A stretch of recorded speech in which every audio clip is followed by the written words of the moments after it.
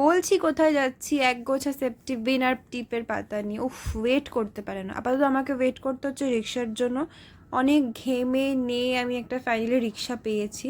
And yes, ঠিক guess করছো, আমি যাচ্ছিলাম আমার কলেজে। অ্যান্ড এখন আমি বসে করবো আমার so called base makeup. Base মেকআপে কী কী থাকে, ময়শ্চারাইজার, ফাউন্ডেশন, সবাই জানো তো, সেগুলোই আমি এখন থুপকাবো নিজের মুখে, কারণ এইসব ছাড়া আমার কিছু আসে না, আমি কিছু পারি না আর। তো তারপরে আমি লাগাবো আমার কনসিলার, যাতে আমার পান্ডা আইসগুলো একটু ঠিকঠাক দেখতে লাগে। আর ব্রাশ আমার কাছে নেই, তাই আঙুল দিয়েই কাজ চালাই ব্লেন্ড করার জন্য।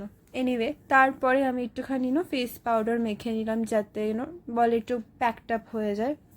তো this is gonna be our behind the scene.